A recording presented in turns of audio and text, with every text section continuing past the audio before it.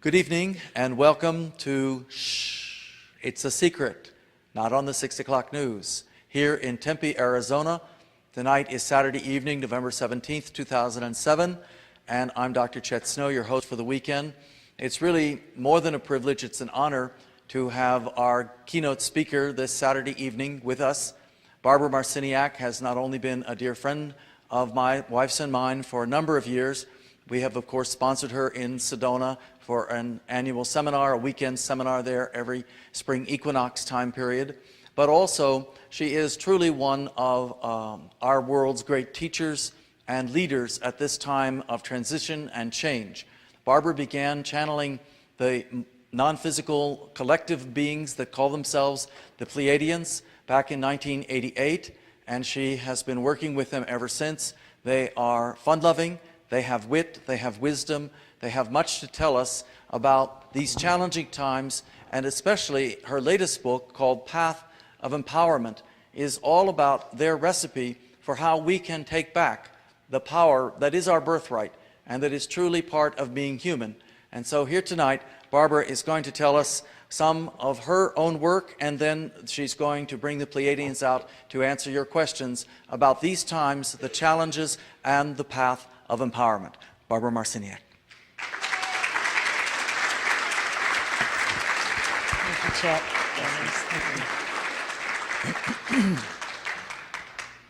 Thank you. Welcome, everyone.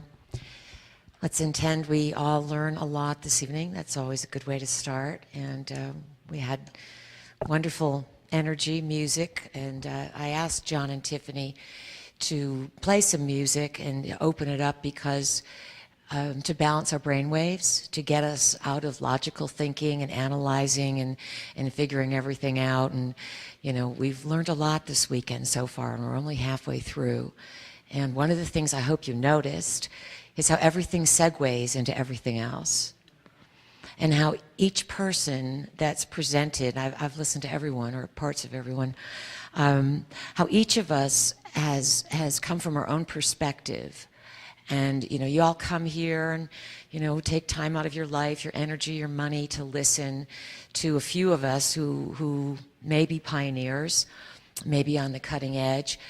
And what I want to emphasize is that my own journey when I started, I guess when I was born, when I was really young, that's when I started.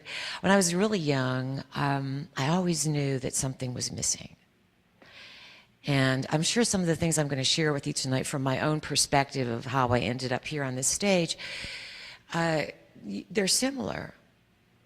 We all have very similar experiences, and basically what it comes down to is how we interpret them and what meaning we assign to what's happening and how willing we are to think for ourselves rather than to be afraid to say, well, you know, I don't see it that way. And that's one of our biggest challenges in life for everyone. And we have to overcome a certain amount of fear in order to say, gee, I see that differently than you do, and then not only to say it, but then to live your life according to what's going on inside. So from the time I was very young, I couldn't figure out how I got here. I was born in upstate New York, small town. I was a village girl, like my mother, like her mother, Polish ancestry. And it boggled me, even though I couldn't articulate it, that I lived in such ordinary circumstances. And that I was Catholic and Polish, and my father worked, and my mother was a housewife, and my older brother had Down syndrome, so that marked us right away as a different family. And so I grew up with that, and knowing that some big things were missing. And I was a good student in school if I felt like it. So I learned, you know, to not perform because someone wanted me to, but if I felt like it. And, you know, as the years went on, I felt like it less and less because, as you all know, you know, as we grow and start to conform to this whole mind control conditioning of education, what happens is we have to fit in these little slots in order to get accredited or acknowledged or approved. And so that's another way that we stop being true to ourselves and we start conforming. Today, because we're living in such an extraordinarily mediated world, and media can be addicting. Anything can be addicting. Addiction is just a pattern. It's just a rut that we fall into, and it becomes familiar. And if it's a rut that involves trancing out or sort of dissociating from being present and conscious, then it's easy to take those kind of routes. And when you're on a spiritual path, pardon me, those tests are going to come up all the time. That's life. That's life. So I knew I was different, and I didn't know how different, because I could fit. I could play the game. I was always popular. I was always in on everything. You know, I could lead. I had good ideas. I always was an instigator. That was my father's nickname for me. And yet I fit nowhere. I fit nowhere, because even before I understood psychic energy, I could look ahead and plot and plan and see, well, this is going to go to a dead end, and this is going to go to a dead end, and this is going to go to a dead end. A dead end to me at that time, meaning that I wasn't here to get married, have kids, settle down and have a job, and maybe have 2 weeks vacation a year, which was, you know, where the lemmings were headed, pretty much. It's a way of controlling society. It's a way of controlling behavior, to get people to conform and do certain things and keep up certain ideas. Those ideas don't have to be real. They don't have to be real at all. So I learned how to play the game. And then in the infamous 60s, I was right there in upstate New York doing my own version of the 60s. And probably my first feeling of, okay, this is an okay place and I think I'll stay here. And there's something more to learn. A summer I was in college and I was working my way through college, and so I was waitressing, and a friend at that time, it might have been 68, Summer of Love, and a friend of mine said, oh, here, I have this substance. Do you want to take it? And I said, what is it? And she said it was mescaline or something like this. I was clueless. I had no idea what I was getting into. And I said, well, what's it going to do? And she said, well, you'll see cartoons and stuff come out of the wall and things like that.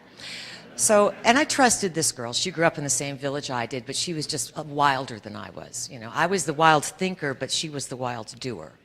I was always a little more conservative because I had strict parents. And strict parents can be very effective.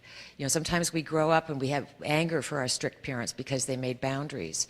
But you know, if we don't have boundaries and we're not taught certain things and we don't have caution, then we don't understand what we're getting into. So my parents lurked behind me in some way, but I still broke the rules. So I took this substance, mescaline, and it was for me the first time I was really comfortable in my skin. And the answer that I got was, how did I get here? What am I doing here? And what's missing?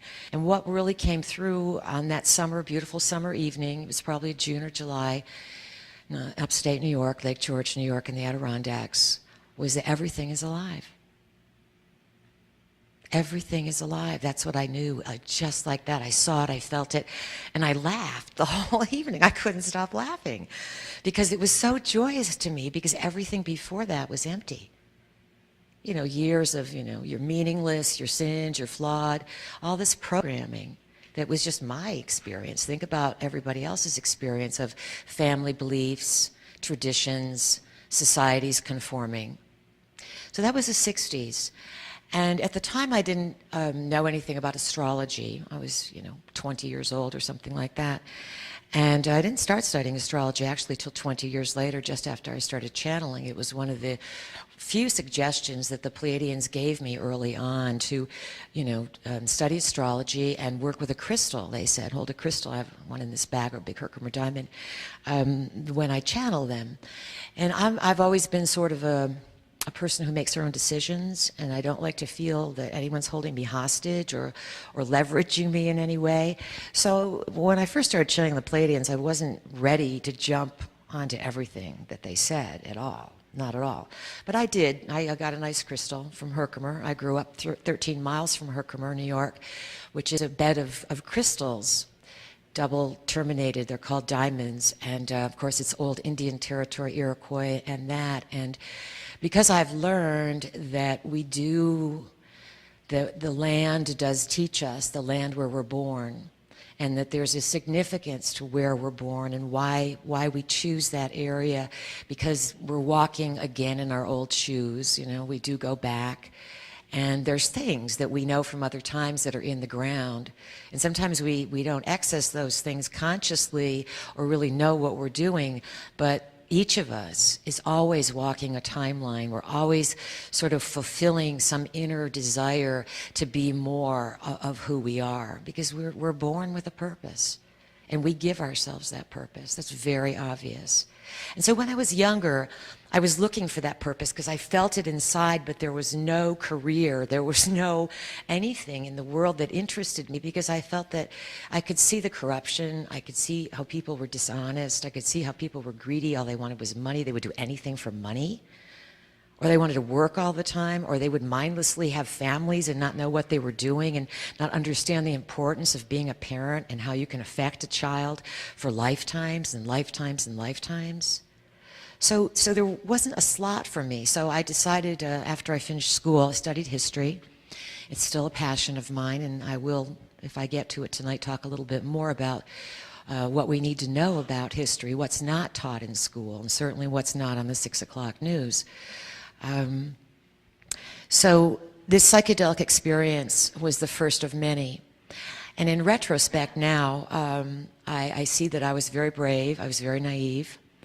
I had a core of trust inside myself, and I had an excitement that was looking for knowledge. So those things were my intentions without even knowing the word or the concept at the time. So what those feelings did was they conditioned the space around which I journeyed into, okay? And other people would stand next to me or hang out with me and journey in the same space, supposedly, and not have at all the same experience. And so I could see that early on, and I could see that the people who had very disturbing outward behavioral patterns that at that time I had no context for at all.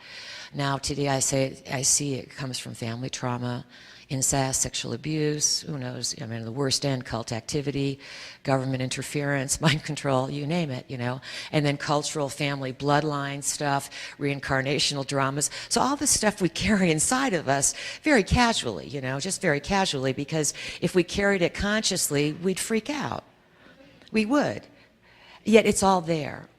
And this is what we're here to heal in this time. We're here to heal all this. And this is what comes up when people start going deeper. So in the 60s, that's what I saw. And of course, later on, studying astrology, I saw that there was a major event happening, you know, Uranus, planet Uranus, which brings sudden, shocking, surprising changes and revolution, was making an aspect that astrologers call a conjunction, and it was conjuncting Pluto, the transformer. And so anyone who would have understood astrology would have known that, wow, around 65, 66, 67, the lid's going to be blown off of society. Now, I didn't know any of this, so I was a participant in the energy, and then I conditioned the energy to suit my own needs, which were always a person who was seeking, who wanted to figure out how I got here, what the real rules were, and what's all the hidden stuff, what's really going on. So the revolution took hold in the 60s in a major way.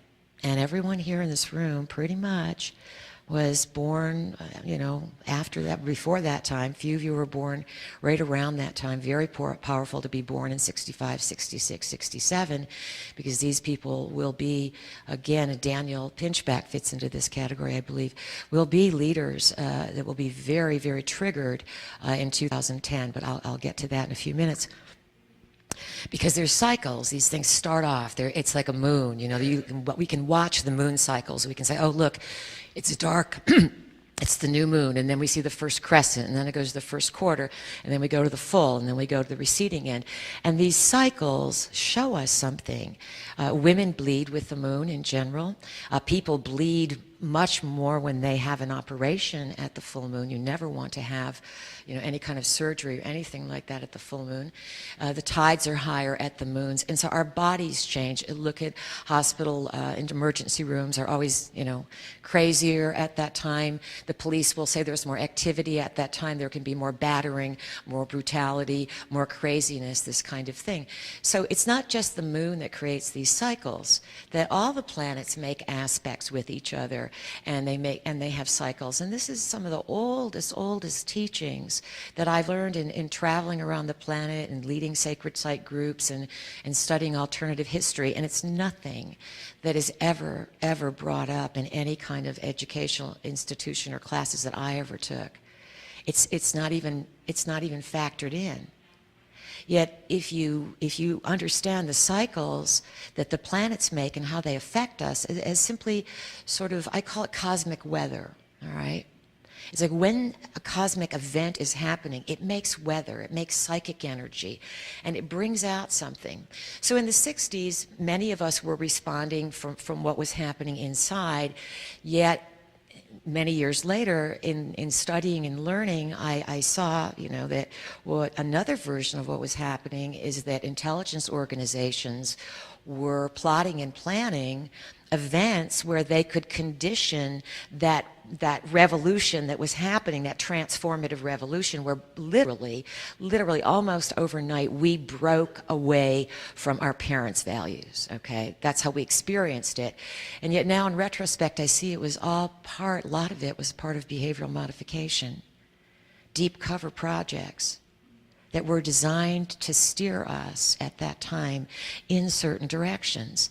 I think someone brought up today that how during the 50s, and of course always through shamanic aspects, that substances from the living library, or even chemical combinations such as LSD or mescaline, were used in a therapeutic aspect where people got in touch, like I did totally spontaneously and unexpectedly, and saw that we were connected to something that was vibrant, that interacted with us. And yet, when we left that state of consciousness and our brain waves went back to the familiar pattern, identity, costume of who we think we are, we could remember something great, but our perceptions weren't there anymore. And that was, for me, a major frustration. It was like this accordion effect, And what's happened over the years is that what I used to see and feel is so much more raw. It's so much more available now in regular everyday life. Everything is more activated.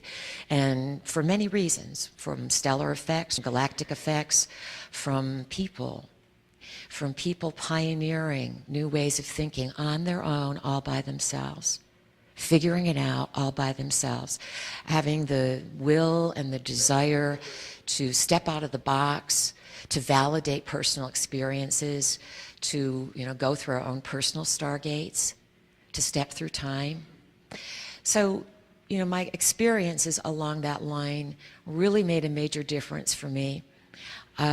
For the time when I started channeling the Pleiadians. So 10 years after that, in the late 70s, I was living in Southern California, going through a bit of a crisis. I was 29 years old, and now I know in retrospect that in astrology, everyone goes through a big grow-up, difficult, major, life-slamming, get off my lap kind of situation. And so we do go through crisis. It's another cycle. It's the Saturn cycle. Saturn returns to the place it was when we were born, for everybody, around 29 years old. So it says, grow up, take this energy of maturation, and it's difficult. And so I was going through one of those. And so it precipitated me into a state of depression, which was totally unfamiliar to my personality. And I remember feeling so down and so helpless and so listless and so what's the point, And I think sometimes we go through these things just to really relate to being human, to understand, as the Pleiadians would say, the whole 2-mile-long piano of emotions that really make us what we are and that attract all these beings from all the different dimensions to come here because we have something that others don't have in that capacity. And those emotions have endless possibility for destruction or total enlightenment. So I responded to that energy, and I started seeking. And at that time, I came across the Seth material, which was channeled by Jane Roberts. And I also started studying Hatha Yoga, both of which really, at that age, 28 and 29, we all start building a foundation. Some people build a house. Some people start a business.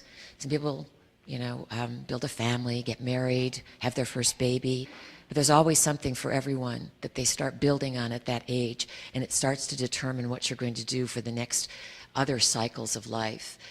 So when I started reading the Seth material, someone recommended it, and I gave it to my sister first, because I was too busy with other things, and she wrote me back, and she said, "Thank you so much for giving me the secrets that unlocked my mind." And I was like, what the heck did she read that I gave her? So I rushed out and got a copy for myself, and I opened it up, and Seth's message is you create your own reality. And I knew that that was like the key little instruction, that all my searching till that time, it was the key thing that was missing, that affirmation that said, you're the creator. For good or for ill, you're the creator. And it resonated with me so deeply because I knew I could think of things in my life, good and not good, that I energized and thought of, and then they happened. So for me, all this was like personal experience. And throughout all these years, I longed for a teacher. I wished that someone would show up that would be my guru or my mentor or my teacher, and no one ever did. So I kept looking, and through the Seth material, I integrated that as best I could, reading, studying, applying, accepting responsibility, healing, definitely healing, doing a lot of healing. And so that was my foundation of sort of salvation, or my ladder that helped me climb up out of this state of despair. What's the point? And it was a hard ladder because it said, hey, this state of despair that you've been in, you're responsible for it. These people didn't do this to you. It was a collective, collaborative agreement. It's a big step.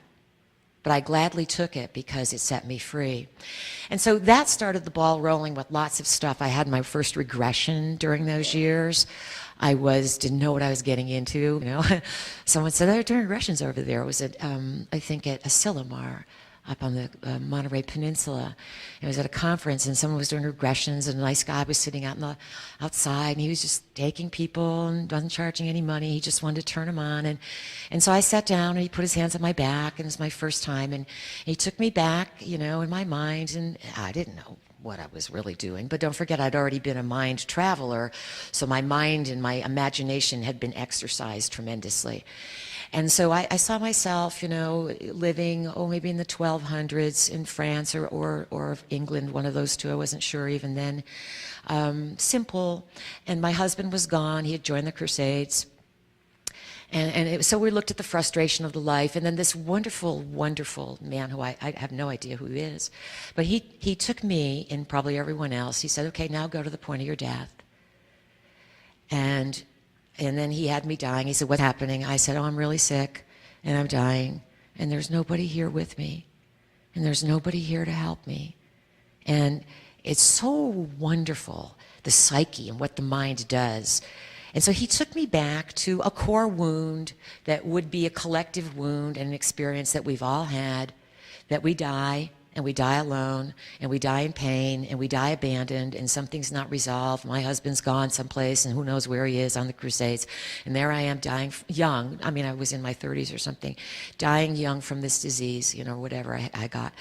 And so what he did, he was brilliant. It was my first one, and I had many, many regressions since, and some very wonderful ones with Dr. Snow. And so this man, he took me to my death, and then he got in touch with my core angst, and he said, but you're not alone. Look, we're there. We're looking from now. And I went, yeah. She thinks she's alone, but she's not alone. Because I'm right here, and this guy's right here too. Totally switched my paradigm. And then he took me through this death process, and then he said, okay, now you're out, and you're free, and you can feel yourself. It was one of the biggest and most simple gifts I ever had. It was totally spontaneous that I did this, but it was my psyche and the synchronicity of the times, and it was more fulfilling my plan, my core plan of I want to know why I'm here and what the purpose is and how I can live joyfully. So that was a key event. It was a key event because it opened me, and I've learned in my personal experience that when I open, and I have an aha, whether I tell anyone about it or not, it doesn't make any difference. It's in my energetic field. And so if I walk through a mall or if I'm walking through the woods, it doesn't make any difference. That energy is being sent out. And then the people I may share the story with, because I learn from stories and I learn from telling stories and then people giving me feedback on stories, the people get excited, or I get their feedback, and then new possibilities open. And this is what we're all doing. This is what you've been doing all weekend as you've been listening to everyone talk. It looks like the presenter's doing something.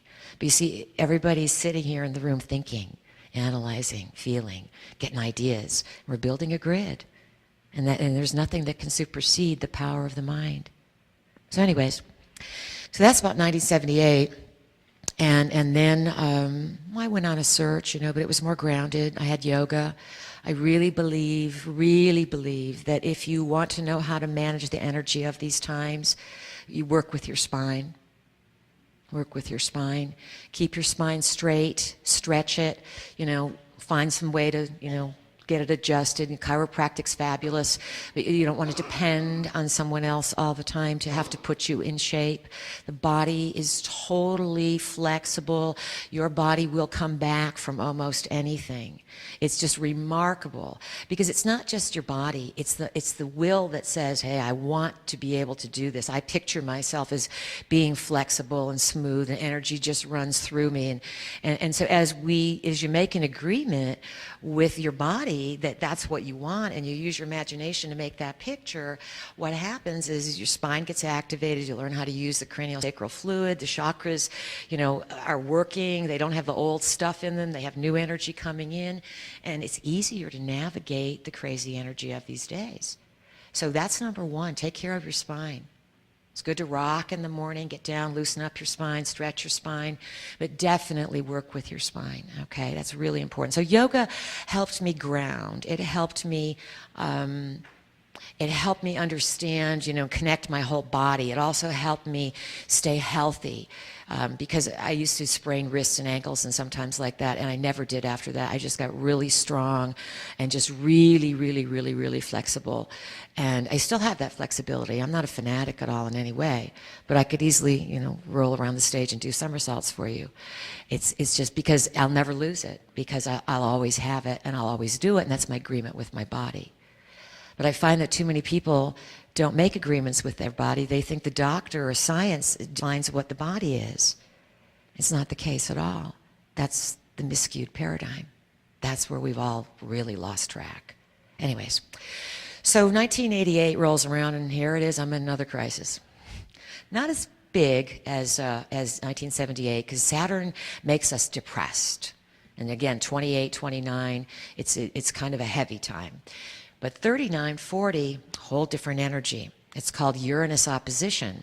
And what happens for all of us is that the planet Uranus moves halfway around the zodiac, and it goes to be exactly opposite where it is when we're born. And that tends to, in astrological terms, some people call it fires the kundalini. And it means that, it sort of awakens energy that's stored at the base of the spine, and then that energy can come up and it can make you crazy. It can make divorces, like, many people split up, people go through a major crisis between 39, 40, and 41. And basically what we're doing is we're taking whatever we did at 28, 29, we're applying it. We're having to learn that lesson and say, can I build on this, or is this more destructive? And you see, if we understand that we're all in these cycles, and they're cycles of initiation and maturation. Yes, the cycle has to do with jobs and family and love life and all that, but that's just the outpicturing of it. It's all about energy. And it's all about what we do with that energy.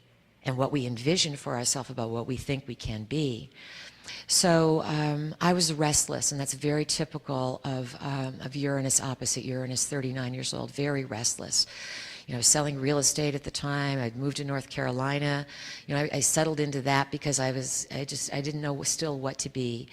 And it did me well because I learned a lot of things. I learned a lot of stuff.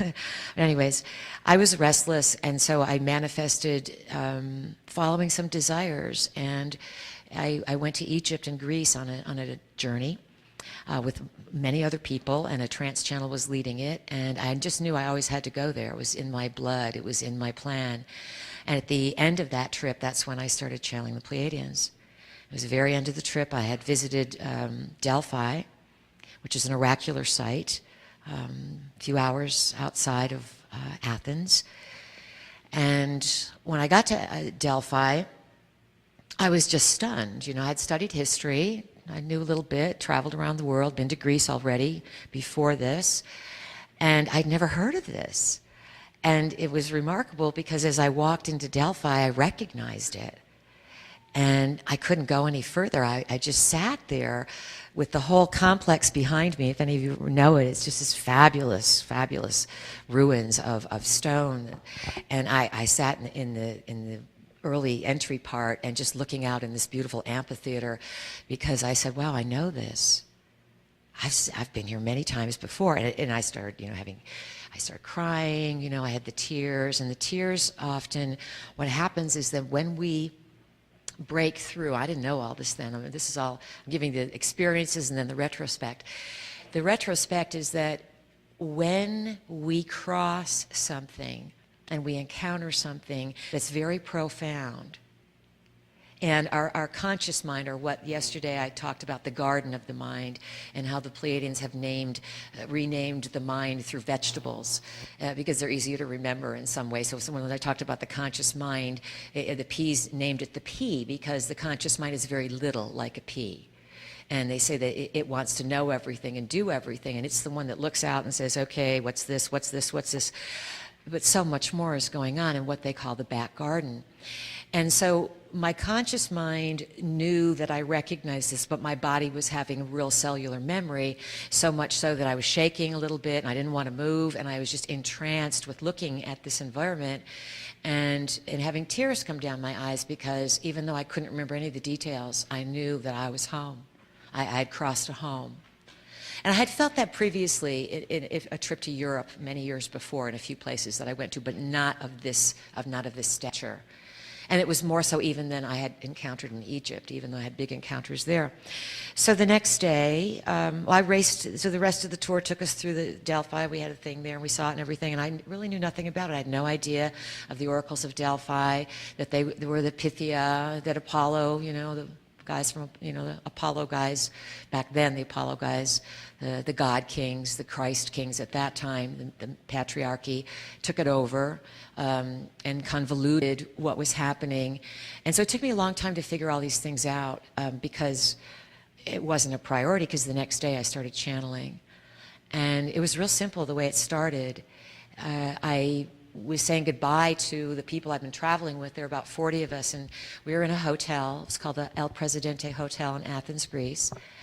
And just to back up a bit, when I had visited Greece after college, I took myself on a tour to Europe because my parents didn't think it was important at all. They didn't even think it was important for a girl to go to school, okay? It was, you know, this was mid-60s, okay? And I'm from the East Coast, and people are like, you know, you don't have to do that. But I did. And I always knew that you had to go tour Europe after you had your education. That was the classical thing to do. That's obviously another lifetime memory, because it didn't fit with my stature and what I was doing at the time. But I did go to Europe then, and I went to Greece in '71, and I felt like, wow, I'm really home. So now I'm back there in '88, I'm at Delphi, and the day after I went to Delphi, I started channeling the Pleiadians. I'm saying goodbye to the people in the hotel bar, and people are saying, you know, we'll see you again, and some are going off in different batches, and I found myself alone. I mean, not really alone, but alone. Like, no one said, you know, come here with me or do this. I have found myself with vacant, like, time. Like, what am I going to do with this evening here that's ahead of me? And then suddenly I get this message in my head, and it says, go to your room and practice channeling. And so I'm not one to follow instructions. Not like that. I mean, just because somebody says it doesn't mean I'm going to do it. That's the kind of person I am. So some reason I did, though, because there was nothing else going on. And my roommate said, I'm going dancing. And I thought, they're not going to ask me to go dancing too? They didn't. So I was left alone. So I had nothing else to do. And this voice said again, go to your room, practice channeling. Not that I knew what to do. I didn't know how to practice channeling. I had no idea. I read Jane Roberts. I'd seen people channel, but I had no idea what it was. I really didn't. So I went to my room and I practiced channeling. I locked the door. I closed the curtains. I was terrified that somebody might hear me talking to myself and know that my roommate was out, and that they would know, okay, that what's Barbara doing? She's by herself in the room. And I said to myself, I sat at the end of the bed. It was a twin bed. I sat on the floor, and I had my back to the bed, and I said, I intend to become a clear channel now. And then within a minute or two, I start whispering. I start talking. My mind's racing. What's going on? Part of me is going, what's going on? But another part of me is talking. And so I had to teach myself to listen while I'm questioning what's coming through my lips. And there's nobody here to validate anything for me. And I'm still worried now that what if somebody walks by in the hall? All these thoughts are racing through my head. And then, the message comes in. It's so comforting. It's so soothing. It started explaining what the trip was about and what we were really doing and what was happening. And it kind of filled in the blanks for a lot of the information we didn't get on the trip, but I was feeling. And then about halfway through, the voice said, we're the Pleiadians. And I probably went, inside, but they just kept going because they had me in the space. And that's how it started. And then they finished, and then I probably did it for maybe half an hour, 45 minutes, I'm guessing. And then within a little while later, half an hour later, my roommate comes back from dancing. So who knows how it could have been a big time distortion. I'm not even sure. And then I made the mistake, I think, of telling her. And then the cat was out of the bag. And from then on, I was a Pleiadian trance channel.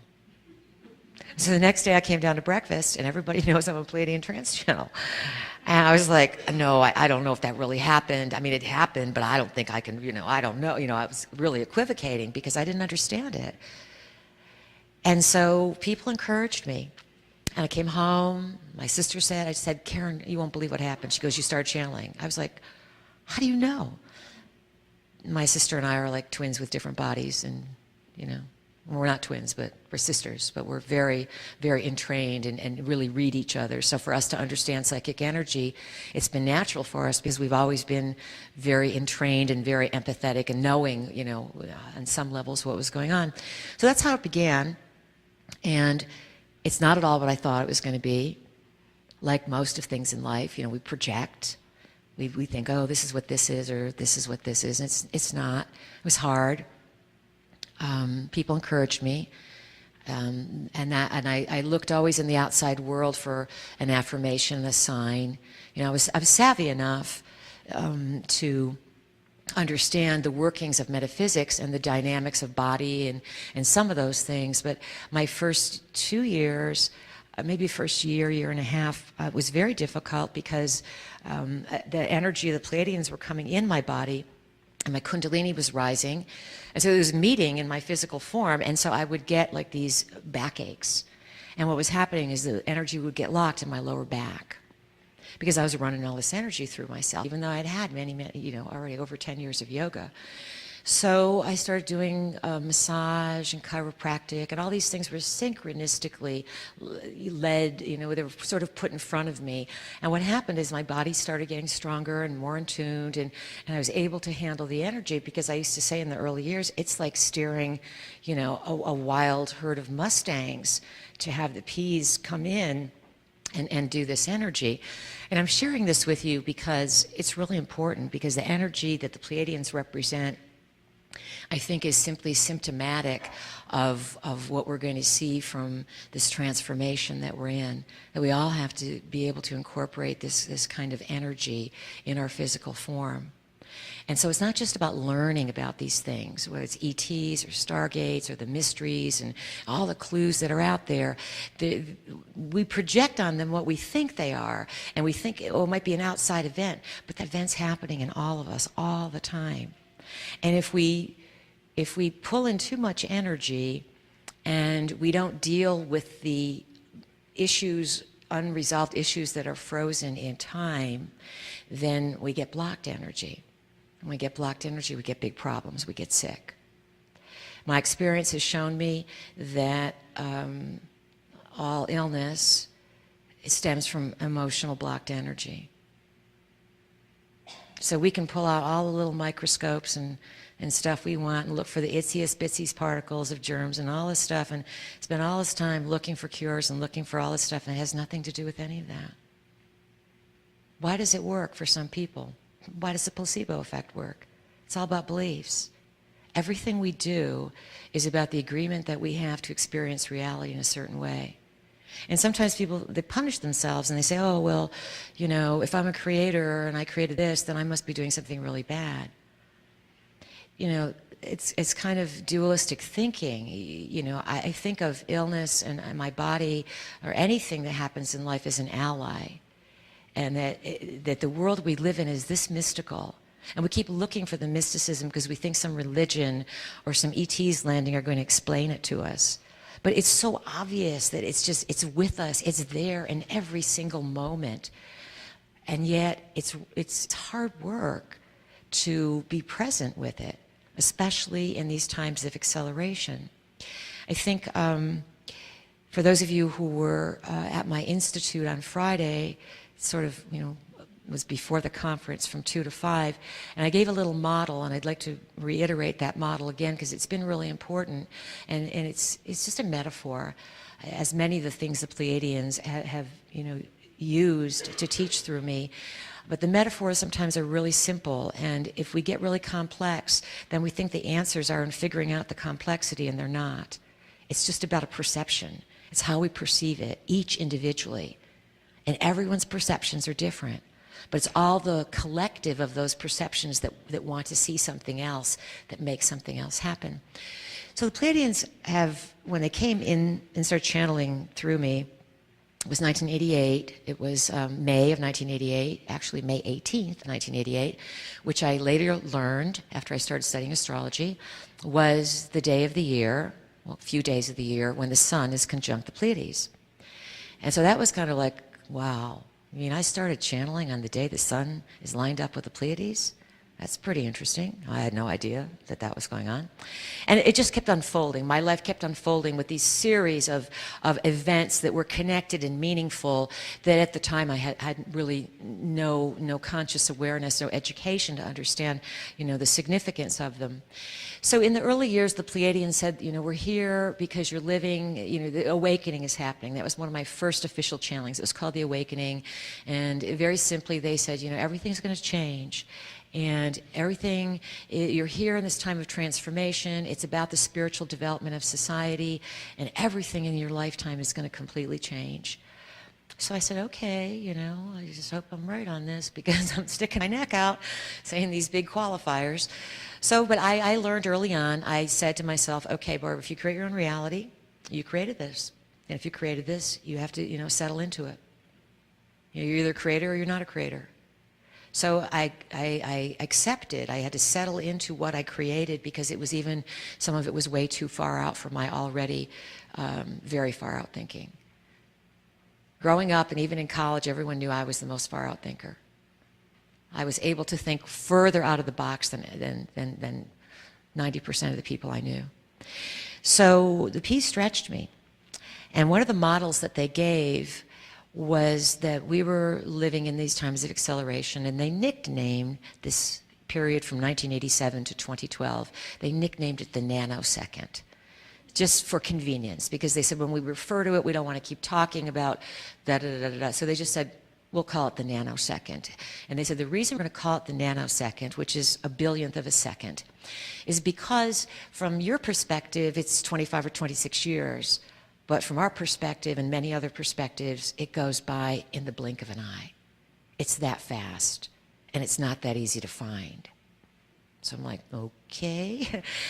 And they said, and it's divided into 3 phases.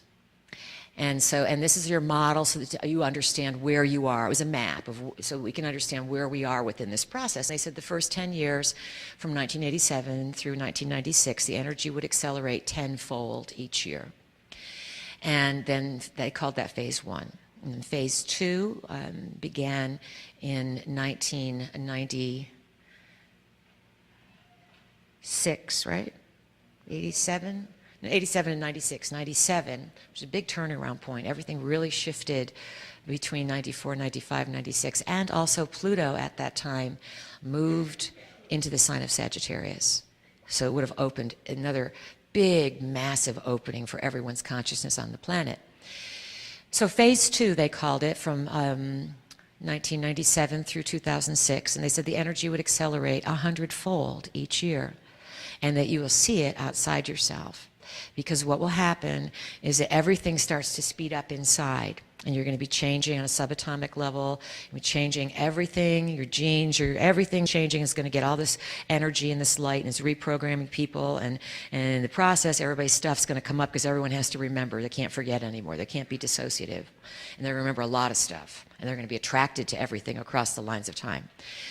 So that was phase 2. And they said that to look at the technology that we build outside of ourselves would be a direct reflection that what we would do as creatures is that in order to understand the energy that was affecting us, we would build things outside of ourselves to show ourselves what was really happening inside.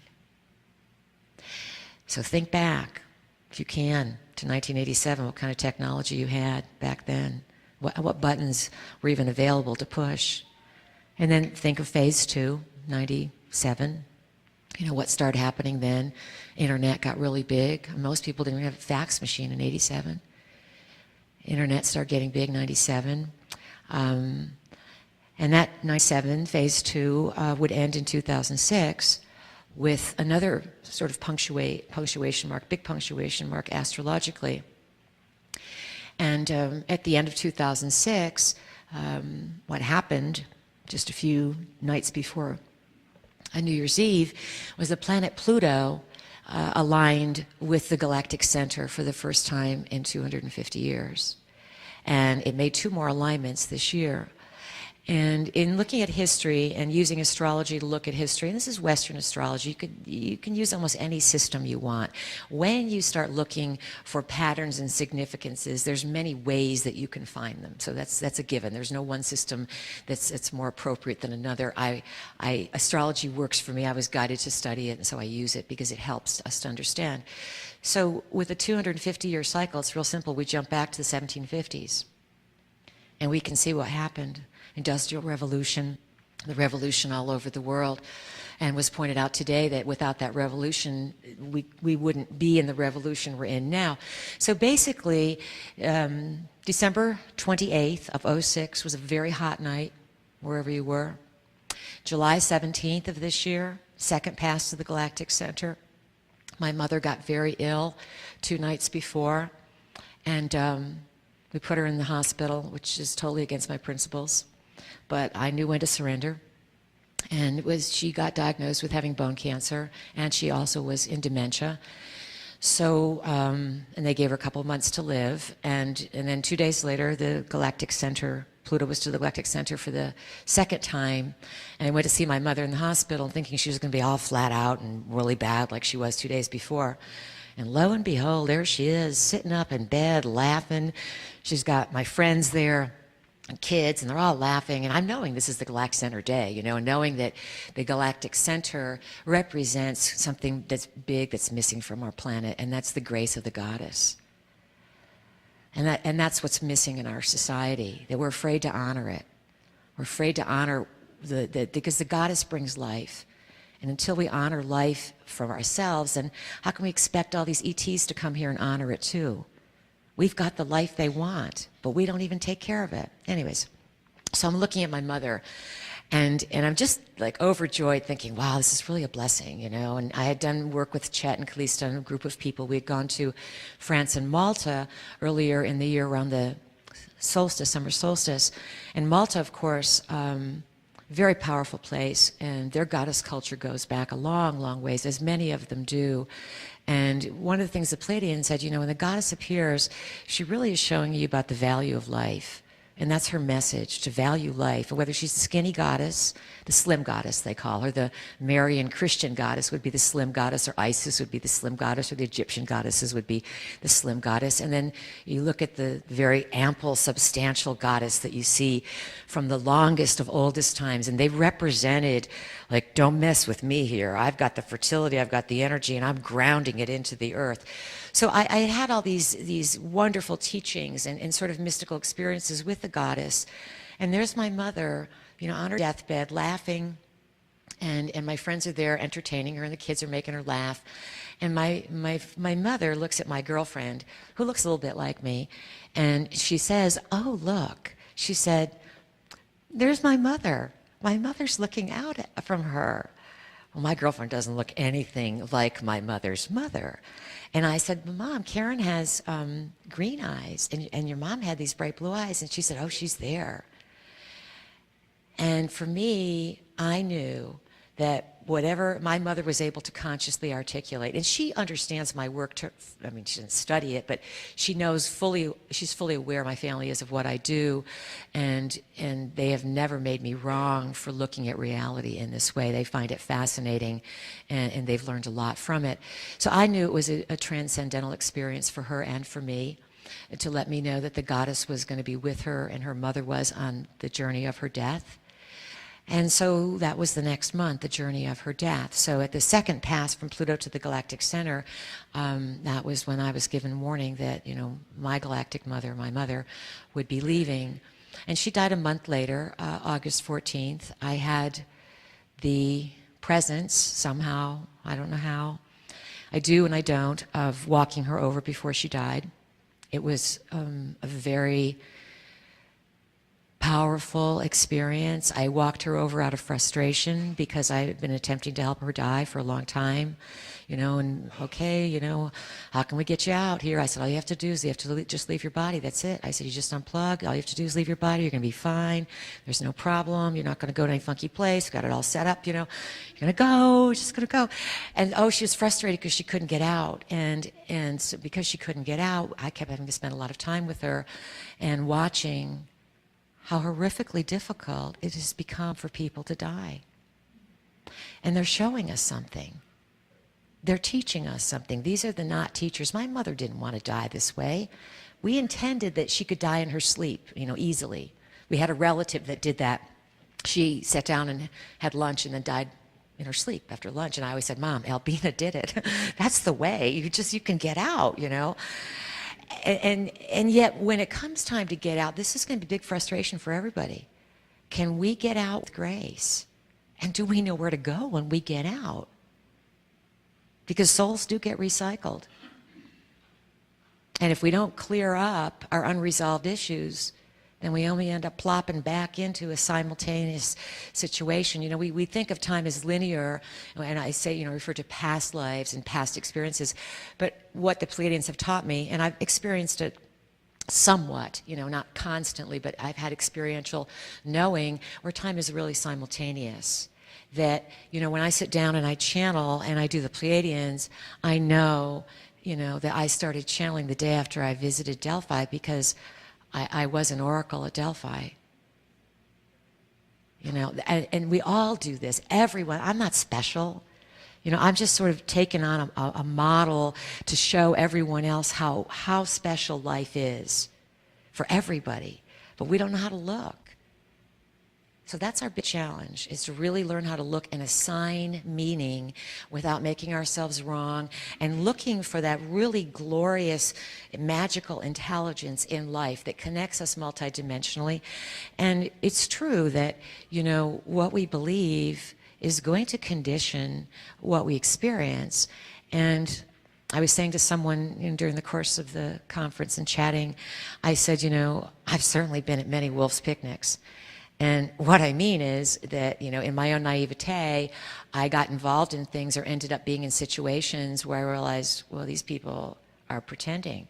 And these people are like, either intelligence agents or military or cult people or whatever, and they think I don't know. But I know darn well what's going on. But here I am, got to pretend I don't know. And so one of the things I've learned is that we are thrown into very, very difficult situations. And just as my frustration with my mother and watching her suffer and not able to breathe and yet knowing there's a grace in this and that I'm meant to see this. And so out of frustration, I just put my hands on her, and in my mind I just said, Mom, come with me. And she started coughing and jiggling, and I took her hand, and I said, I'm going to walk you over. And this is all quietly. My sister's packing stuff up, and we're crying a little bit, and my sister doesn't really know what I'm doing, but she looks over and realizes I'm doing something. And my mother is fidgeting in the bed when I'm saying this, and I take her down. I take her down a path, and it's this really nice, beautiful stone winding path, and I get to the river. And I said, okay, you're going to go over the river because this is the simplest symbolism I can get you to get to the other side. I'm going to get you to your family, and then from there they'll take you to the rest. And so, and these are all old symbols, okay? They're very old symbols, and we operate by symbols and pictures. So I get her down to the river, and it's a raft, and she didn't want to get on the raft. And in physical reality, she's coughing and she's jiggling. So I'm thinking, okay, I got to change it. Okay. So I put her father there, and my father, and my uncle, who used to drive a boat and everything, and she totally settles in. And I make it a really beautiful boat, sort of the kind the Vikings went over in, you know, when they put their dead in the boats and set them off to sea. Oh, she got on the boat. I got on with her. They took us over. They didn't say a word. They all looked like I remembered them from when they died. They looked old and, you know, regular. Not sick, but just old. And then I got her over to the other side, and lo and behold, there's her mother, my little Polish babci, grandma. She's standing there, and she's got her arms wide open. She's so happy to see my mother, and my mother's so happy to see her. And there's her two deceased sisters on either side, and they're all happy to see her. And then my grandmother says to her, I've got a surprise for you. And I'm still able to see through all this, you know, and I'm just hanging out, you know, and my mother's not dead yet, remember, you know, we're just doing this energy exercise. And the reason I did the energy exercise, because one of the things that came to my mind when I was really frustrated and I didn't know how to help her die, was the Pleiadians had said to us at one time, they said, you know, some of our work is really helping you to learn how to get out of here, how to die with grace. So I didn't know what else to do. So I did an energy exercise with her. So my grandmother says, come, we got a surprise for you. So we go up a little hill. And for me, it looks like a little hill, and there's a couple chairs there, and there's sort of primitive not crowns, but thrones, okay? Big backs and stuff, but very simple. And there's a being standing there, and he's radiating all this energy. And they bring my mother up to this being, and it's my brother who has Down syndrome, who died a long time ago. And I was shocked to the core, because he's a regular man emanating like this fantastic energy. And he comes and hugs my mother, and he says a code word to her, what he used to call her when he was young. He used to call her Mother Hubbard. And he says, Mother Hubbard. And I watched them melt into each other. And then, this is the first time I was told this story publicly, but it's important. Then he turns and he says, I want you to meet my wife. My brother was 15 when he died. And there's this beautiful dark-haired woman, and she comes up to my mother, and she kneels down, and she kisses my mother's hands. And then she gets up, and this is a sister of my mother that never came into body. And I get this whole thing about how my brother hardly ever comes into the body, but this wife of his, and it's like I'm in the land of fairy. It's like I'm in a land of something that is so beautiful that I'm even privileged now to say that I went there, because I've gone back and it's all closed down. They won't let you in anymore. So what I really saw was absolutely phenomenal. And then I went back, you know, and then here I am looking at my poor mom, and she's still struggling breathing. And it was just one of those real transcendental moments where, you know, what's the reality? Which reality is real? Where she is here, hardly able to breathe, where people don't care, where they treat her like a sack of potatoes, and then we're in a really good facility, and people just come in and say anything they want to say, and I'm realizing, wow, these people are totally clueless to what's going on. It's just a job. This is primitive. This is just people collecting their hourly wage.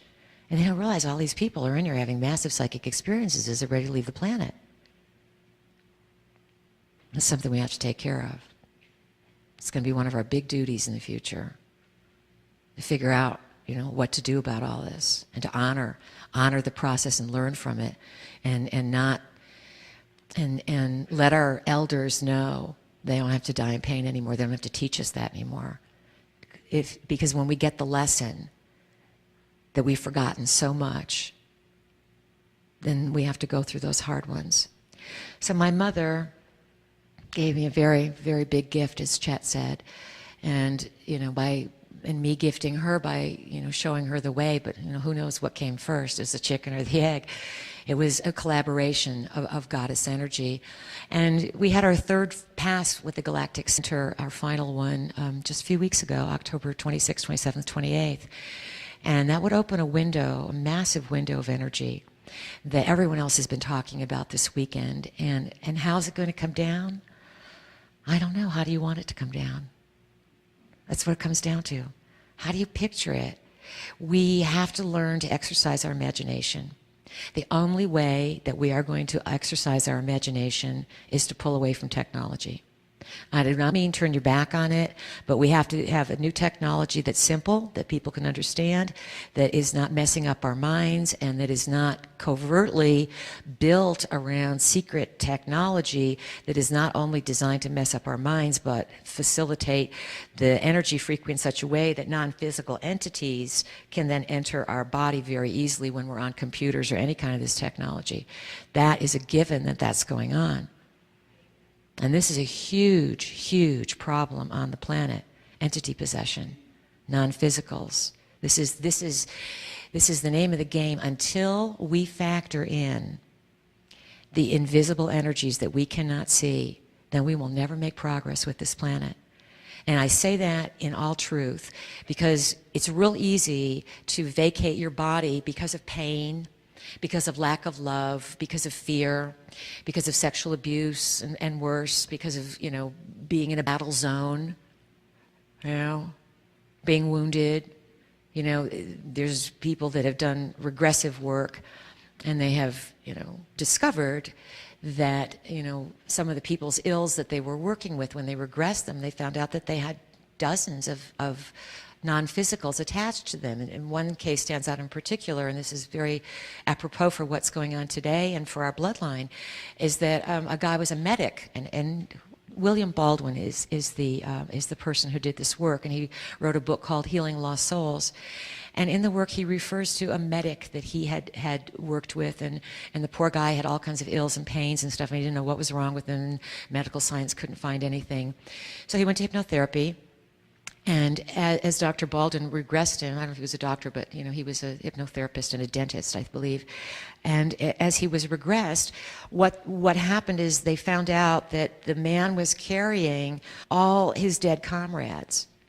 He was a medic, and he went to help them as they were dying, and as they would die in his arms, the regression therapist would say, well, why are you on this guy? And they'd say, well, we didn't know where to go. We were scared and we didn't know where to go, and it was comforting. So we went up in his arms and we went into him. He also found in his research that nurses tended to have more possessions than any other profession.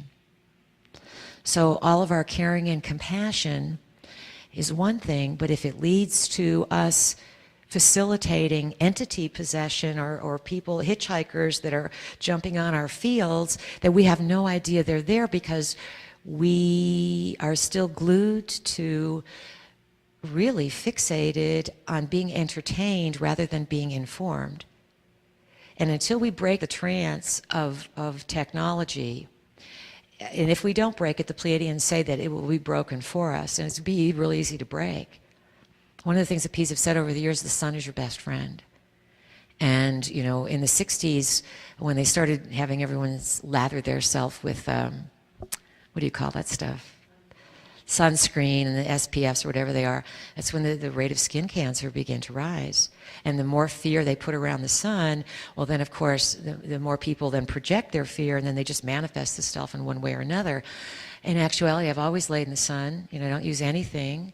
And the sun, it gives you health, it gives you vitality, but more than that, it gives you information. The Pleiadians said the sun is a governor ruler, but all suns and orbs are communication devices. So basically, energy is transmitted to our world, not only from the stars and the planets, but through the sun. So you can see in some very subversive way, not only did intelligence organizations want to co-opt the 60s by saying, well, we'll take your spiritual revolution here and we'll make a container for it so that we're going to control it. It's the same thing with the sun. Well, wow, we know because we're global elite or Illuminati or whatever term you want to use. We understand through time the power of the worship of the sun, and not necessarily the worship, but the reverence and the understanding of the sun. We've changed it into thinking it's sun worship. It's understanding that the sun is communicating, that you get information on the gamma rays and the other light frequencies, and that it changes planetary consciousness. And it's the sun that's heating up. It's the sun that's transmitting energy. And the global warming people know this on the highest levels. It's just another Ponzi scheme to manipulate people's behavior. Yes, we're having massive, massive changes on the planet, but I'm sorry, it's not the eco-fascism that's being sold to everyone. That's another big lie. We are in the midst of massive transformation. And we're living on something that's alive. And we're alive. And the earth feels us all the time. Years ago, the Pleiadians said, why don't you give the earth a pat every day? Hi, earth. Whether you do it by hand or do it by eye. But, the earth knows who you are, what we're doing. We're dealing with this. And so this is the next phase, because I'll jump back now. In their model for, phase 1, phase 2, phase 3, they said the energy would accelerate 100,000-fold. So it goes 10-fold, 100-fold, and now this year, 100,000-fold. The galactic center alignments with Pluto, as small as Pluto is, as far away as the galactic center is, there is some relationship. You can see it throughout history as you track back about 250 years. Pluto was exact to the galactic center, I believe, in 1761, 1762. There was no acceleration of energy during those years. So it took a while for the American Revolution, French Revolution, all the things to take hold. And even though those were homegrown, spontaneous revolutions, they were still organized by secret societies. And secret societies basically are sort of pyramid organizations that the people at the bottom, know the least, and the people at the top never give up what they know. And what do they know? They know the truth of the planet. They know what's here, who we cohabitat with, how we operate, the power of the sun. They know energy lines. They know everything, because in retrospect, all the wars have been started using astrology in modern times, in old times. So the global elite basically ridicule the information that is valid, and then behind the scenes use it to plan their events, and none of their events, from my perspective, are just materially oriented. They're all dealing with some sort of interdimensional manipulation of intent, and some of it is conscious, some of it is entity possession, some of it is beings that have run bloodlines for a long, long time. So how are we going to counteract all this? What kind of mess do we find ourselves in? It's not hopeless. I've learned that. The grace of the goddess, the grace of the multiverse, the grace of everything is around us if we're willing to accept it and earn the right to consciousness. Consciousness is about paying attention. It's about listening. And we're never going to get galactic consciousness if we don't qualify for human consciousness. It's not like something's just going to come down and say, okay, all you people, all your problems are over. You're going to see the big galactic multiverse. That's unfolding. For some people, it's brilliant. But we all have to get on the same page with this. And the best way to get on that same page is to get in your body, own your space, and move from there. Disengage from any kind of activity that is lower vibrational. There's so much rise of pornography on the internet. I've never seen it because I just wouldn't even go there, but everybody's writing about it all the time. And you look in the world, what's happening? What's happening on this level? What's happened that sex isn't sacred, the way we make ourselves? the way we connect with life and godhood and goddesshood. What's it all about? We have to make those decisions because this is a real crucial time. One of the things the Pleiadians said recently, they said, you know, you have the opportunity to change anything you want during the nanosecond. Miracles can happen. The future has unlimited possibilities because the future already exists. And it exists by your imagination and the things you think of. And you can end up in any future you want. Which one are you energizing to reel you in? So we have to get really clear. You can call it clearing the chakras. You can call it, you know, getting in your body. There's lots of terms for it. But one of the things I learned is that life gets easier if we get honest with ourselves. Just the way it goes. It gets real easy when there's just no more, you know, tricks, no more fogs, no more pretending. It just gets real easy. Everything flows. And then that's part of the spiritual initiation. And I believe as we prepare ourselves, just like our body is a temple, as we prepare ourselves to really integrate the energy in our own personal flavor. I told you a few examples of my life. That's not the way to do it, it's just my experience. And each of you has a story. You can apply what I'm saying to your own life and your own story. And then see, how have you initiated yourself? What have you done with your own temple? And where have you gone in the temple of consciousness? Because as we prepare this, then when all these things do happen, and they will, oh, they will, there's stuff coming down that's really, really remarkable, like exciting. There's a lot of difficulty coming too. Astrologically, the next 2 years could be really, really, really rough on food, water, jobs, health. This is Saturn in Virgo. And you have to have a strong immune system. No one's going to save you. You have to build your immune system yourself, and basically you can do a lot with your mind. I'm into simple, easy techniques, not, you know, spend all your money on getting well. It's feeling well inside, having balanced emotions, and then doing the things that are important, alkalining your body, getting good sleep, relaxing, and spending plenty of time in nature. The more time you spend in nature, either working in the garden, digging holes, planting trees, walking, hiking, swimming, you know, without any electronics, no entertainment, you'll find that your brain waves will entrain much easier, and you'll be clear. And that's a way to health, and nature's going to help us get there.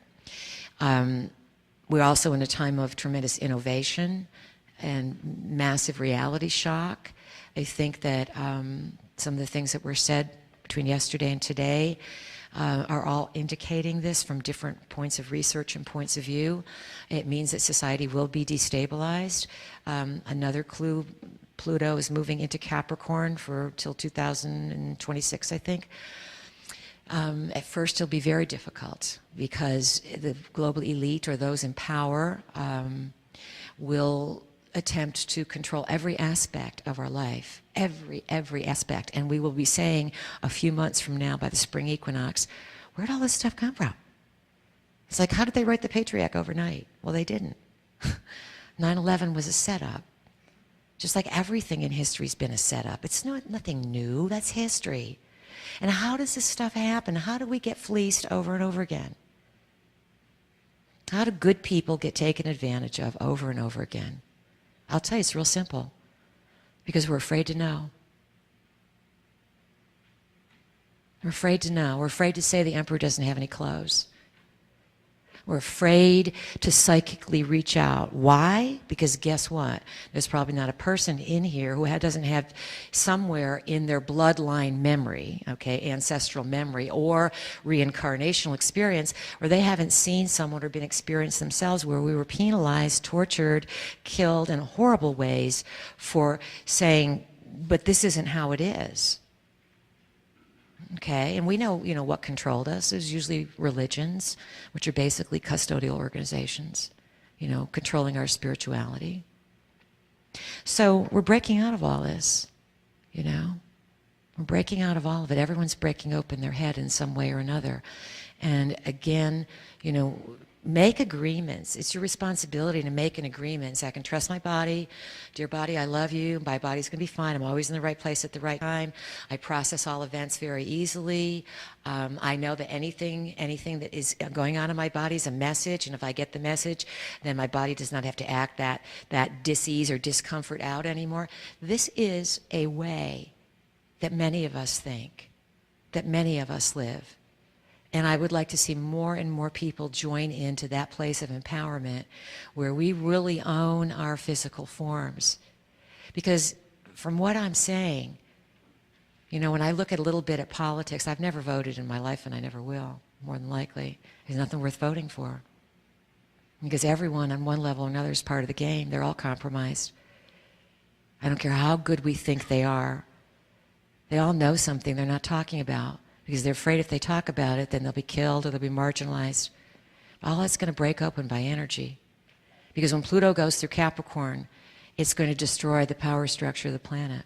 So we're looking at new government rising.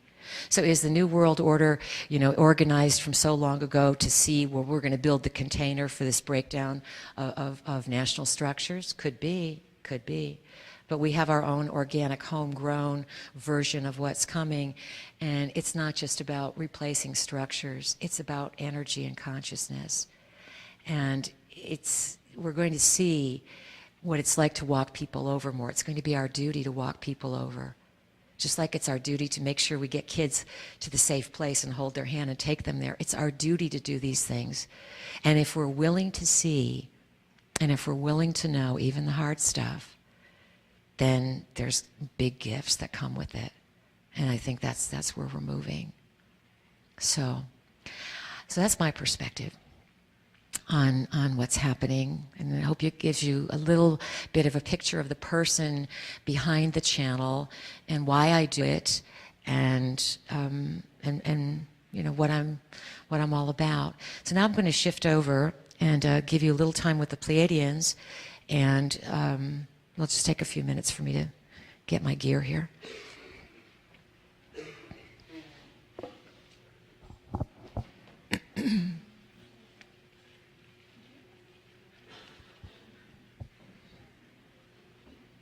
Chat, is Chat still here? Would you let the Pleiadians know when they have... Good evening. We are here. And once again, it is our great pleasure to be in your reality. You have had quite a bit of information that you have been integrating, and there will be more to come. We remind you that you are ahead of the pack, so to speak, sorting through and deciding for yourselves what you are going to do with this energy.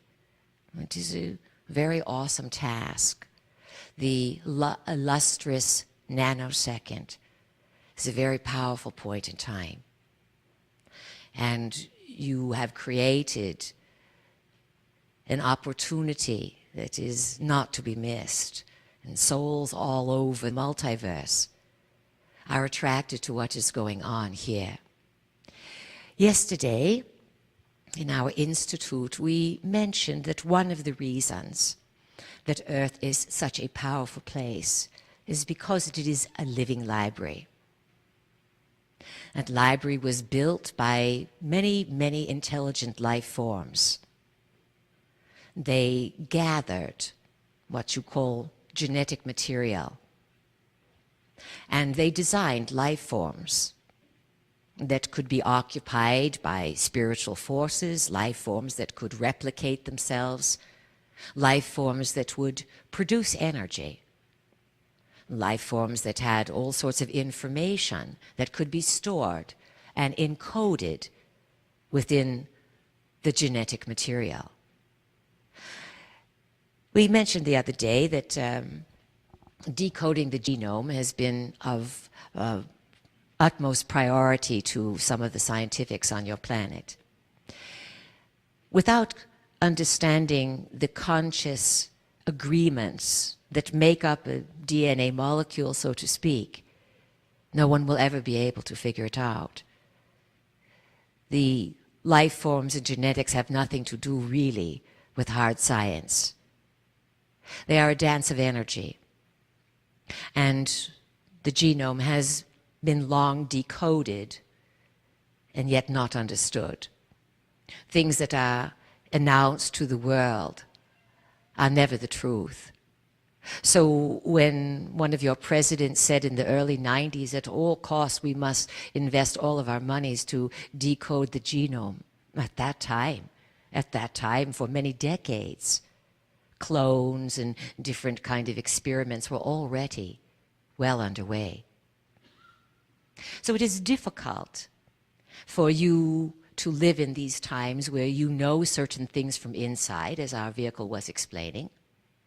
You learn things, you put clues together, you study myths and legends. You remember having been there, perhaps, without knowing that you're remembering. And then you open up what's going on in the media, and you are barraged every day with disinformation, with actual fabrications that are designed to entertain people and to get them worried and to separate, where the real truth of what has been happening is far from the evening news. Now, the real truth is that many people in a position of power on the planet, by position of power, we say from your point of view, they may have access to great monies and great planetary secrets. They can move markets, move people, move the weather, move whatever they want through their technological know-how. Many of these people are very well aware of what is going on. And so they are attempting to keep a lid on something that is not possible to cap. And in their desperation, they would gladly see many people gone over to their death rather than to see a liberation of souls, a liberation of perception, a liberation of seeing what is really going on, what you are really a part of. It's something we want you to really, really remember and carry it with you at all times. The multiverse is based on cooperation.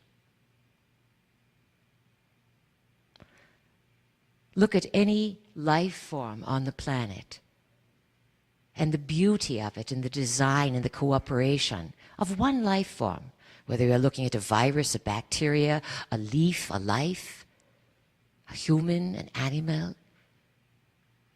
The artistry of the design is impeccable, let alone the magnificent interrelated structure of nature supports itself. You are in a brilliant system. And there are some who want to invade this system of nature, of genetics, of life. Not that they necessarily want to take your DNA to build new lives for themselves. Some do. There are visitors that are coming to your planet that are versions of humanity. They are versions of future yous, so to speak, who took the path of supreme technology. And in order to navigate the new science, which has to do with manifestation and consciousness, in their attempts to get it, they created beings out of humans who had no emotionality. And with that lack of emotionality, that roller coasterness, they attempted to then tap consciousness into such a way that it could create ships and forms and things. It all became a very, very nasty failed experiment. It is some of these beings who in their future timeline ride their ships through little wormholes and portholes and through the learning of coordinate points. And they come back in time, just as we come back in time. And many of you have come back in time as well, because you live equally in the future as you do in the past and the present. So you are dealing with a massive conundrum, a Gordian knot, so to speak, of everyone coming here for what they want, each thinking they have the key, the answer. But there are those who designed life, great, great beings, and they are tolerant. They are not what you call supreme being God at all. There are many beings of different stature throughout existence. And it is important to remember that just because one reaches great stature does not mean that one can fail, or that one is impossible to fall and fail. You have your great myths relegating these ideas. You always have the choice of acting with responsibility and acting for the best of all. Or you have the choice of being selfish and creating harm with your creativity. So, understanding that there is a larger pattern of cooperation will allow you to trust. If you make an agreement to trust yourself and trust your body, you will have a much better experience here on the planet. It does not mean to trust everyone you meet or hear or all the information that you encounter. We are asking you to, as a spirit in a body, to, in this moment right now, say to yourself, all right, I'm going to trust you, my body, because you are my vehicle here and you are all I have. And I'm going to do my very best to work with you from now on. This simple agreement can totally change each of your lives. That's the power of the mind. And where you are going, it's those with consciousness who are going to make the biggest difference. Because you see, you are in a field that is alive. And that field feels everything that you think and feel and say and do. And in order to balance the world, each person must balance themselves. And those of you who are able to play with consciousness and to understand its magnificence, you will be the builders of the future. You will learn that you are the weather, that you make the weather, in spite of all these weather control operations. Weather is a manifestation of the mood of the masses. You will be called upon in phase 3 to really get out and demonstrate what you can do. To walk the shamanic path, the ones who walk between worlds. You're not to give up the material world, but you will see a major crumbling of the material world, especially in the next 2 years.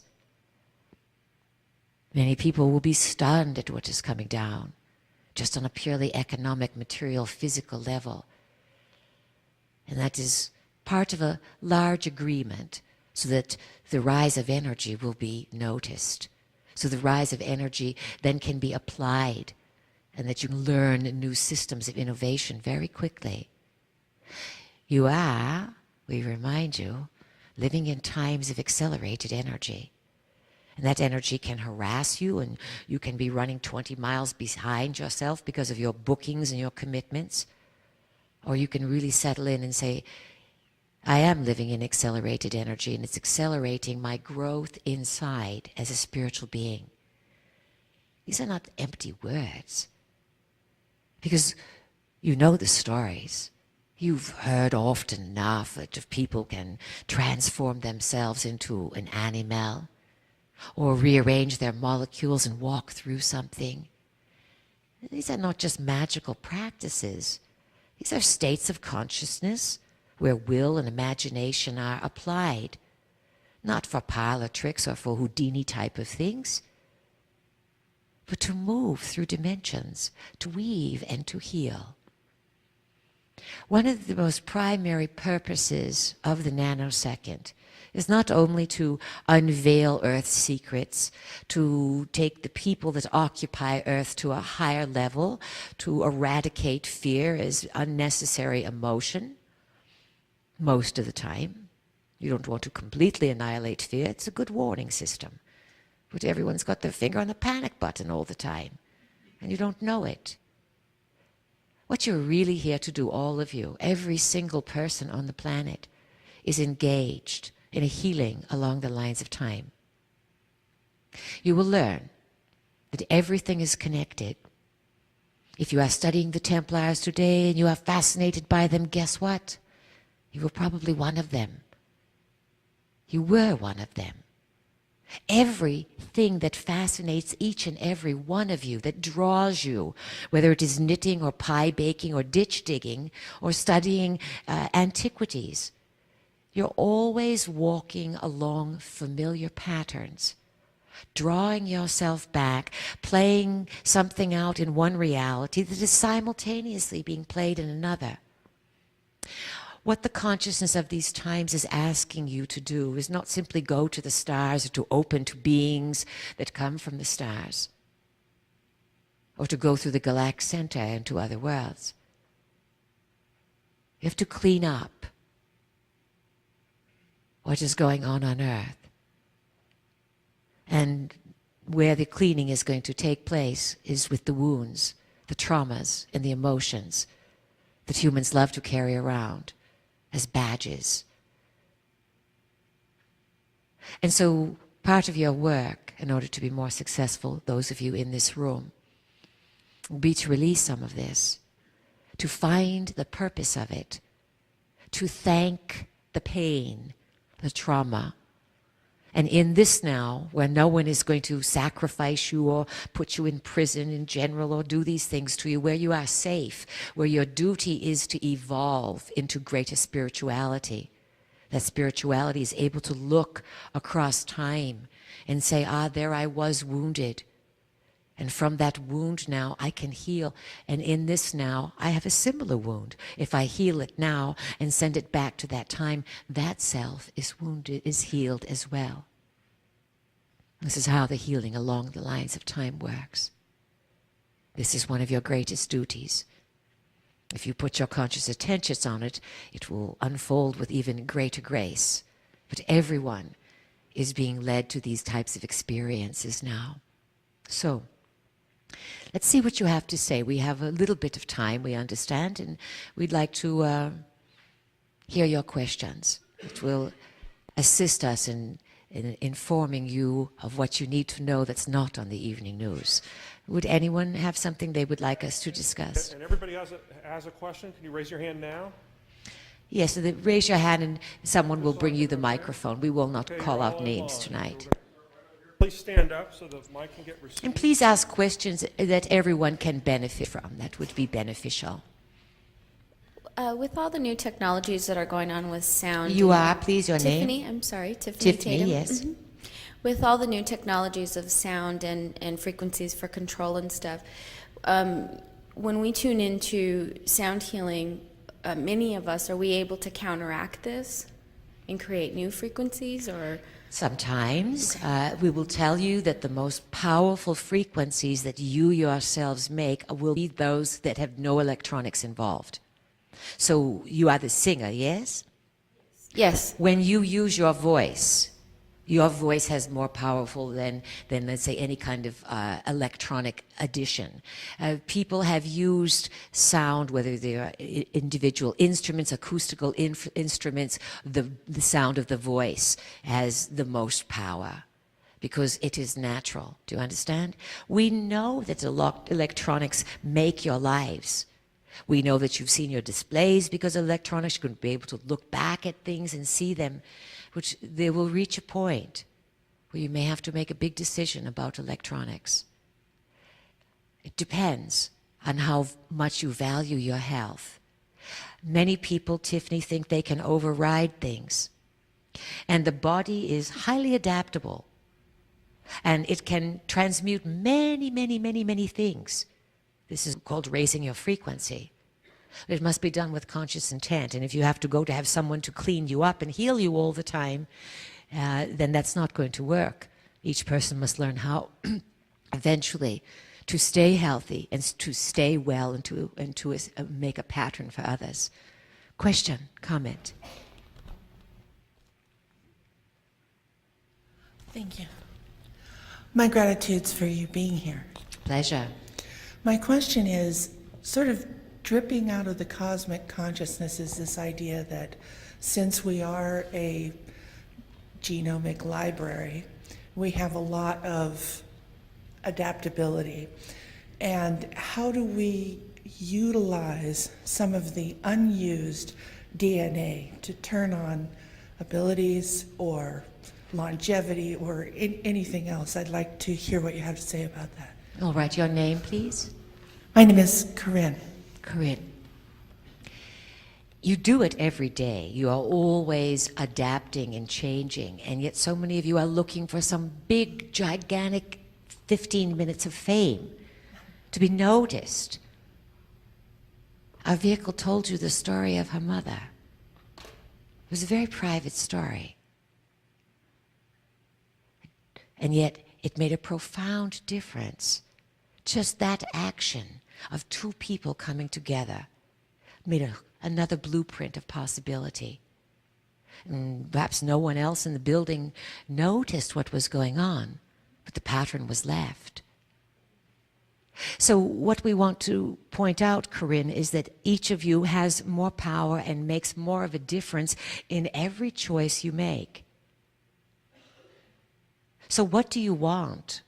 If you want to extend your life and live a long time, we would say you best factor in how you're going to support yourselves. Some of you have lofty ideas, but are they grounded in reality? And we would say, do something that makes a difference and that brings joy to you, that brings you satisfaction.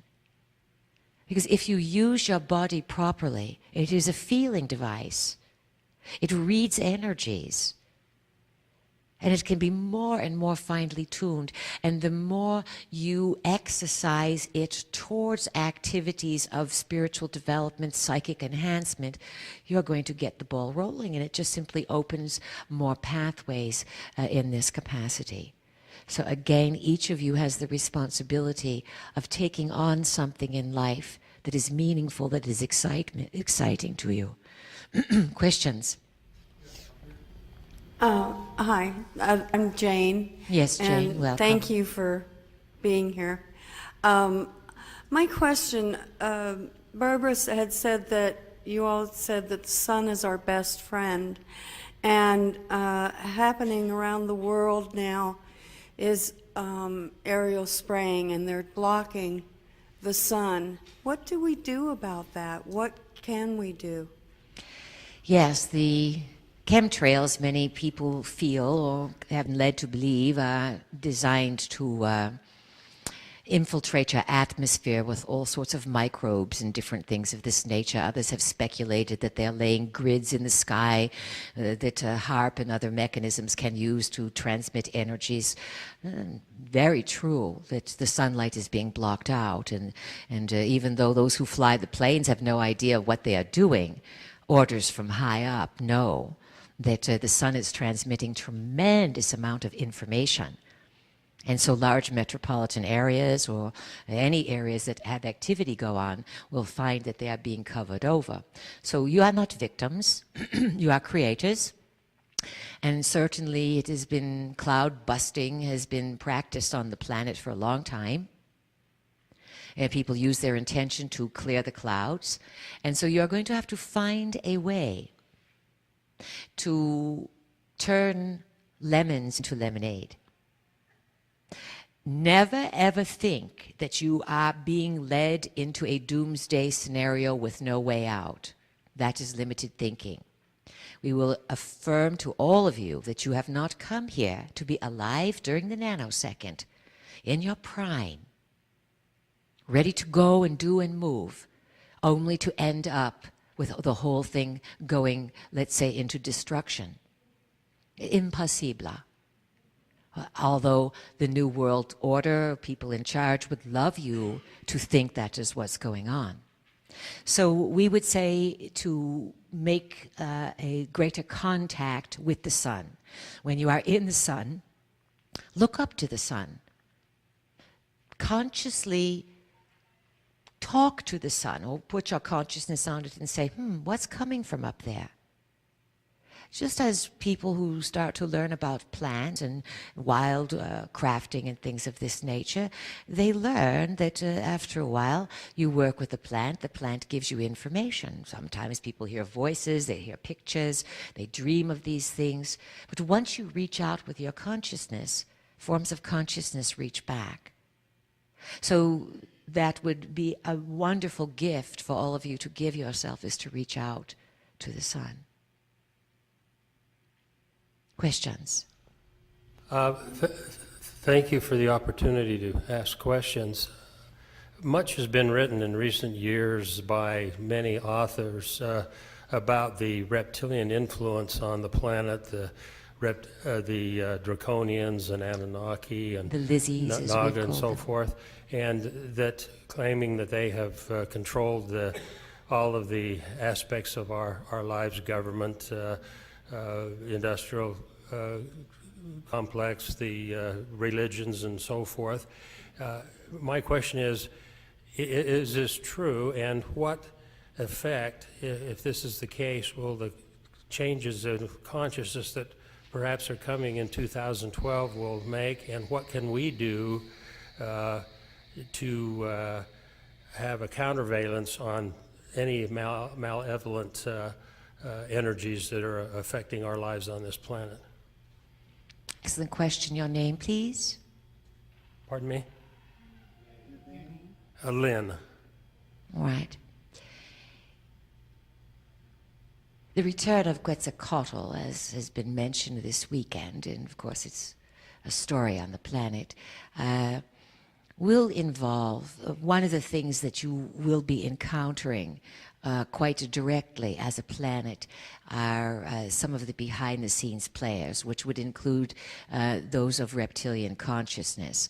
Now, it is most important to realize and remember that just because you categorize a life form as reptilian does not mean that all the reptiles are going to have the same attitude, the same beliefs, the same purpose, etc. You would not say that at all of humans, and you would not like, let's say, one person on your planet to be sent into space as a representation of what your species is, all right? So give yourself room to realize what we said earlier, that existence is based on cooperation. Certainly malevolent forms exist within this cooperation. And you encounter malevolent forms for a number of reasons. If you are in deep fear, or if you have old karmic ties or old frozen in time unresolved issues, and they are fear-based, you will encounter something benevolent. There's no doubt about it. But let's say there are many other agendas that are occurring. To say that the reptiles run everything would be too large of a blanket statement. It is true that from their point of view, from some of their points of view, they would say they are the oldest members of your planet, therefore they feel in some way that it is their territory. Do you understand? But there are many degrees or hierarchies within reptilian consciousness at the very high end. Let's say they would be those who would be the master geneticists, who could make and design life that would exist in cooperation. Life that then could be infused by spirits, so spirits could have an experience in various dimensions, your dimension included, but also within the life forms that they build. Not only would there be an experience for the spirit, but within the life form would be deep secrets of the multiverse, hidden in code, around, behind, underneath the genetic material. And it is this that the big battle is over. Now, many of these reptiles cherish the life that they have built, so they work with you, not against you. There are others that would work against you, just as you would have human counterparts that are working against everything that many of you value. So your choices, your moral core, are going to determine the kinds of consciousness that you will meet. in the next few years, many things will be uncovered. And many people will be shocked to an extraordinary level, because everything that you have learned about history and geography and archaeology and all these sciences about Earth, none of them will be valid any longer. So how you meet these life forms and what you consider they are will determine how you interpret the future.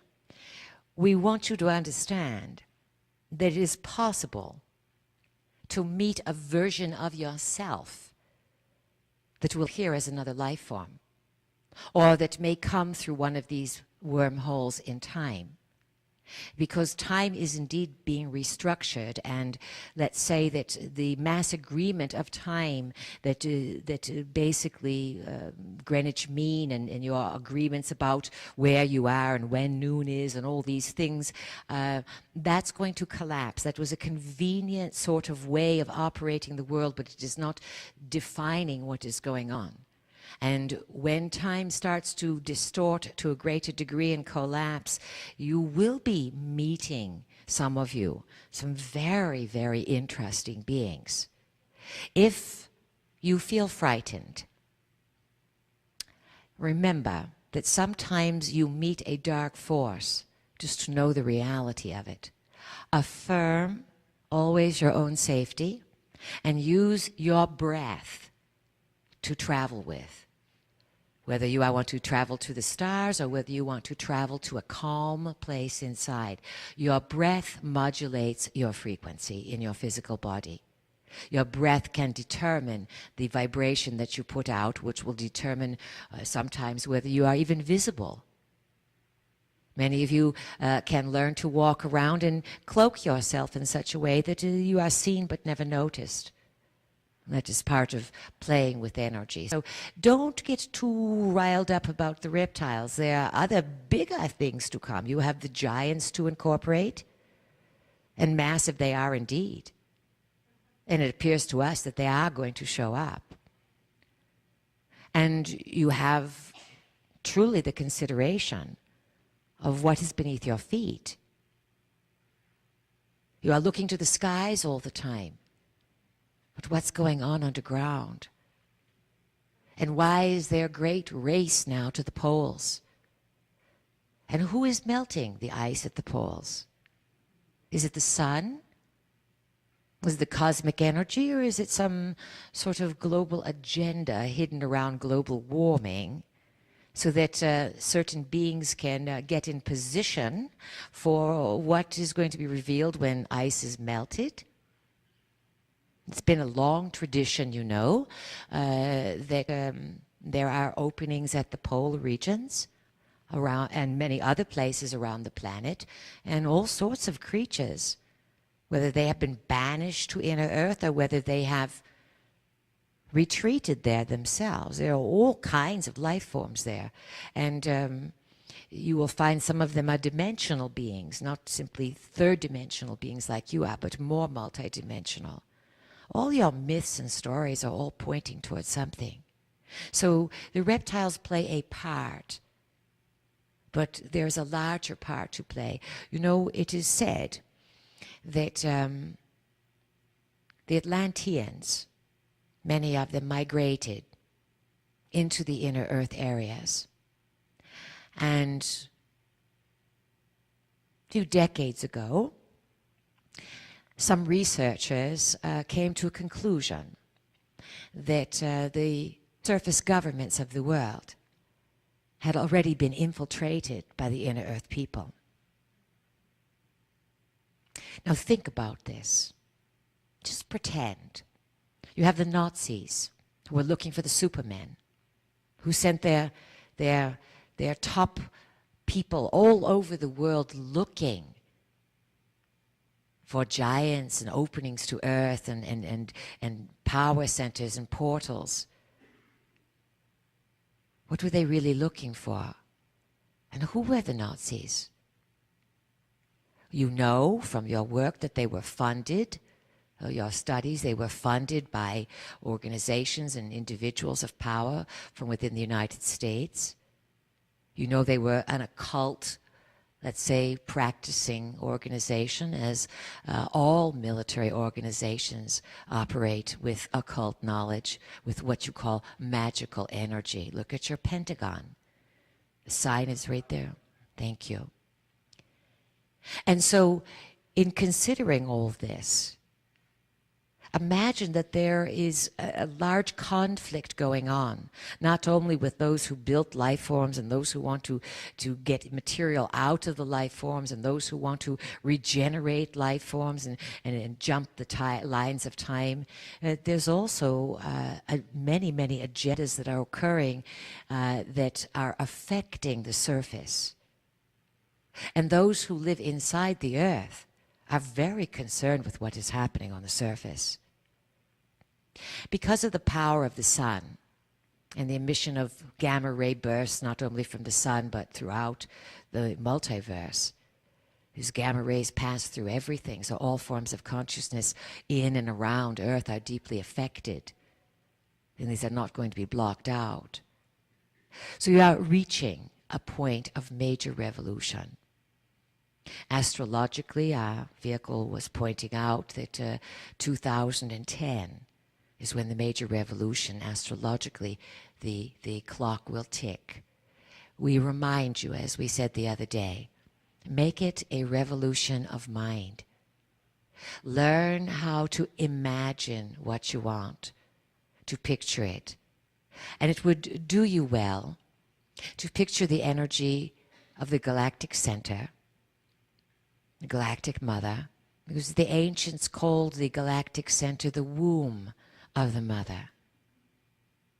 And you all know the story of your own mother's womb on your planet until recently, when you had DNA identification. It was always an underlying joke that only the mother was known for certain as parentage. Correct? And so symbolically, this says that the mother and her womb represents a truth. And so your alignments and your approach to these galactic center transmissions are all about new truths. And so if you live in truth and embody your own truth, when the new truths come about the world you really live in, the grace of multidimensional existence and how cooperative things can be, and how various life forms can march together into a golden era of understanding that's far beyond treaties and agreements and is this politician going to talk to this leader? That's all nincompooperi. It's all steering you from the larger picture that each of you will play. So picture that energy coming from the galactic center. And picture it coming through the Pleiades, if you want to, but certainly through your sun, and swirling around the moon, and then coming in through your body, through the top of your head, and grounding into the earth. And picture it going through every core of the earth and coming back up as a conveyor belt, up through your body, through your chakras, through the top of your head, round the moon, round the sun, past the Pleiades, and up to the galactic center. It will help you. It will help Earth. Because your pictures, your imagination is the most powerful resource that you have. And no one can predetermine the future. We can say, this weather's coming, revolution, difficulty, enlightenment. But do you choose to be in those probabilities? All possibilities exist. And mysteries will be more and more shocking. And you will lose heart at time. Because you will find that you have believed in something that is no longer credible or believable. But don't forget the mystery of the mind, the mystery of spirit, and most of all, that you came here for a purpose. Look around. You're finding each other. And if you can give that gift to humanity, that humanity can look around their villages and their neighbors, and they can find one another through higher frequencies of mind and find purpose. This is the gift of the nanosecond, the lustrous nanosecond, the healing along the lines of time. Our best advice is play it cool. Have fun. Enjoy yourselves. Give something to society. You have a duty to live with grace, to bring dignity to the human form, and to agree to know, to be informed, and to accept your psychic abilities as your inherent gift, as a legacy that has been long forgotten that you are here to reclaim. These are good times. These are the best of times. And we will say to you in all truth, the best is yet to come. Remember that. It has been our great pleasure and honor. And proceed, dear friends, on your path to the stars. Good evening.